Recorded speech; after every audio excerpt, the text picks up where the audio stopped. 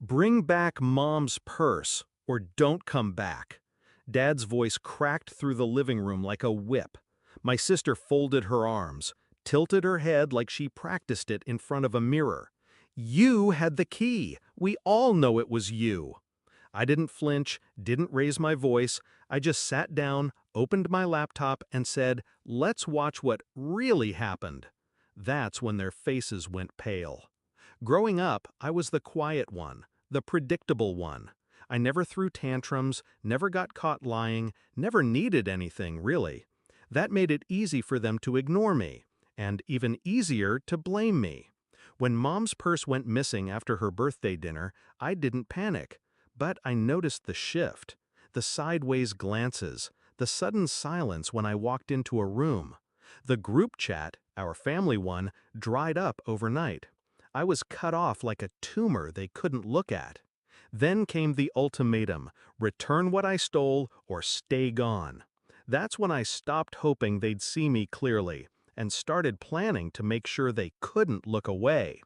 I knew where the purse was because I'd seen it, not on Mom's shoulder, not in her closet, but in the passenger seat of my sister's car.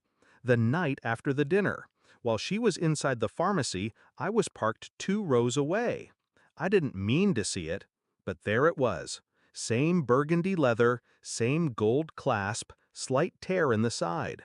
I took a photo, dated, time-stamped, didn't say a word. Then I started pulling threads.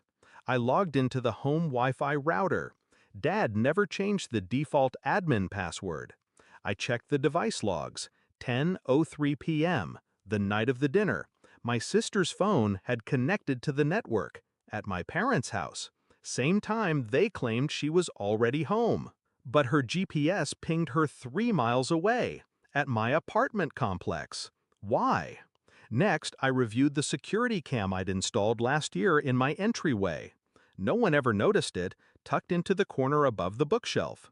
Just another black dot in a dark hallway. But that night, 10:07 p.m., there she was, my sister, letting herself into my apartment with the spare key I'd given her months ago in case of emergencies. In her hand, Mom's purse. She moved fast, opened my coat closet, slid it behind a box, didn't even hesitate. The next morning, I found the purse, presented it like a peace offering. But instead of thanks, I got accusations. Why would it be in your closet? You had the key. It had to be you. They looked at me like I was poison. So I smiled, and I let them. I backed up the footage, printed the GPS logs, compiled everything into one neat folder titled Loyalty Test Failed, and waited. When the confrontation came, I was ready. My sister faked outrage like a B-list actress. Dad pointed at me like a prosecutor. You either bring it back or don't come back. So I opened the laptop.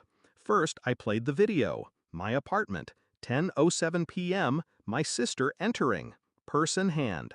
Then the next slide, GPS data, her phone's location, time-stamped. Then the photo of the purse in her car. I didn't say a word. I just watched their faces collapse. My sister stammered, that's old." Dad looked like someone had pulled the ground out from under him. Mom just blanked. She didn't defend me, but she didn't defend her either. That silence was louder than anything. "You all accused me without question," I said, calm, quiet. "You were so sure. Not because of evidence, but because it was easy." They said nothing. I closed the laptop. I'm done. For good this time. That night, I booked a flight. One way. Cut off the shared family accounts, blocked their numbers, moved my savings to a private bank.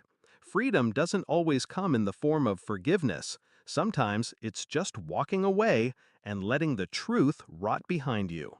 Weeks passed. Then I got a message, an unlisted number, 3 words. You were right. I didn't respond. Some truths aren't for reconciliation. They're for closure. In the end, I wasn't trying to win. I just wanted them to know, you picked the wrong person to betray. Because I don't get even. I end things.